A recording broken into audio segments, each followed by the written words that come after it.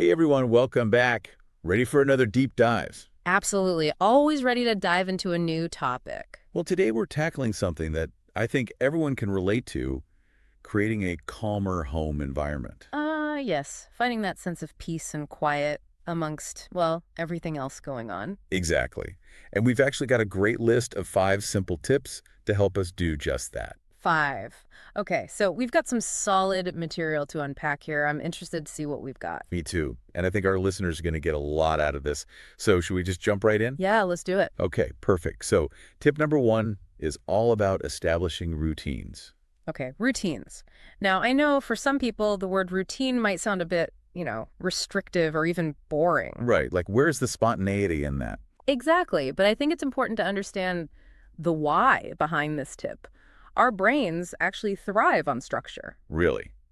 I would have thought the opposite, that we need to mix things up to keep our brains engaged. Well, there's a time and a place for spontaneity, for sure.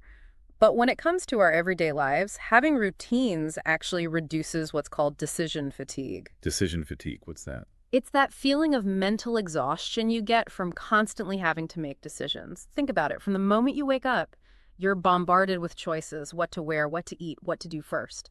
All those little decisions add up and drain our mental energy. Wow, I'd never thought of it like that before. Routines eliminate those small decisions. They free up mental space for the things that really matter. That makes a lot of sense. So instead of Yep. spending precious brain power every morning trying to figure out what everyone wants for breakfast, you could have a set breakfast routine. Precisely. Or a consistent bedtime routine. Yes, that's huge for families with young kids especially, right? Mhm. I know when my kids were little, a predictable bedtime routine was a lifesaver. Absolutely. It creates a sense of security and calm, which is what we're going for. Okay, so routines, check. What's next on our list for a calmer home? Well, I think this one might resonate with you. Minimize clutter. Oh, minimize clutter. Yeah, about that. What? You don't enjoy a bit of organized chaos? I mean, who doesn't love a good junk drawer, right? A memory box, you mean? Right, a memory box. Okay, but seriously, why is minimizing clutter so important for creating a calmer environment? Visual clutter competes for our attention. Our brains are constantly processing everything we see, even if we don't realize it. So when we're surrounded by clutter, it creates this subtle but constant sense of stimulation and overload. It's like having a million tabs open in your mind. Not exactly conducive to relaxation. Okay, I can definitely see that. So like that feeling when you finally clean up your desk, I know. you didn't realize how stressed the mess was making you until it was gone. Exactly. A clutter-free environment allows your brain to rest and recharge, and that leads to a greater sense of peace. All right, I'm convinced. Time to tackle that black hole I call a closet. I'm sure it's not that bad. We'll see. Okay, so we've talked about routines, we've tackled clutter. What's next? This next one is all about communication.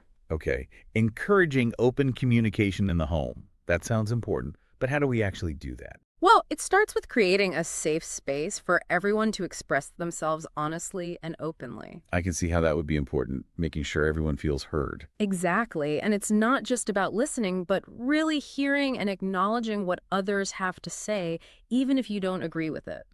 Validating feelings, even difficult ones, can go a long way in building trust and strengthening those bonds. And that feeling of being heard and understood, that's crucial for a harmonious home environment.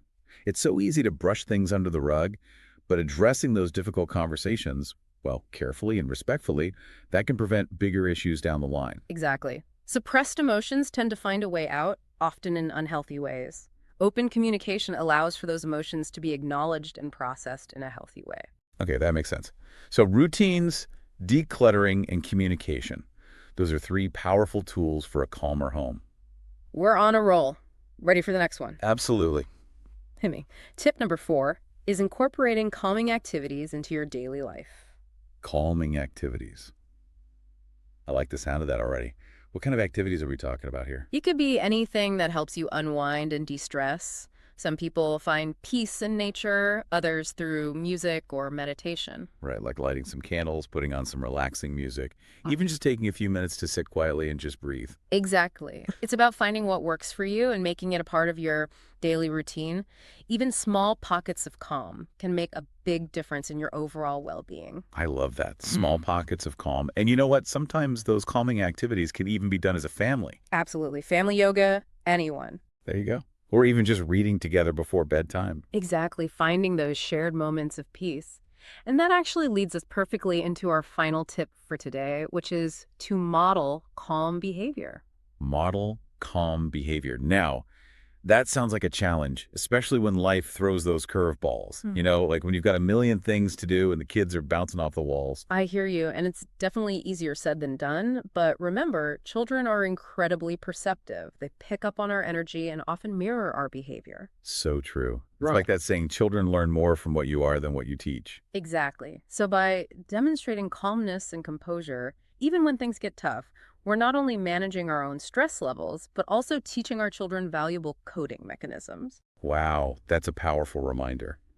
Okay, so to recap, establish routines, minimize clutter, encourage open communication, incorporate calming activities, and model calm behavior. 5 fantastic tips. And the best part is, you don't need to overhaul your entire life to implement them. Right. It's not about being perfect, but about making small, sustainable changes. Like if you had to pick just one of these tips to focus on this week, which one would you choose? That's a good question. I think I'd go with incorporating more calming activities. Me too. I'm going to try that. And hey, listeners, let us know which tip resonates most with you. You can find us on all the socials. We'd love to hear from you. Because ultimately, creating a calmer home environment isn't just about aesthetics, it's about cultivating a sense of peace and well being for everyone who lives there. So true. Well said. Thanks for joining us for this deep dive into creating a more peaceful home. Until next time, see you next time.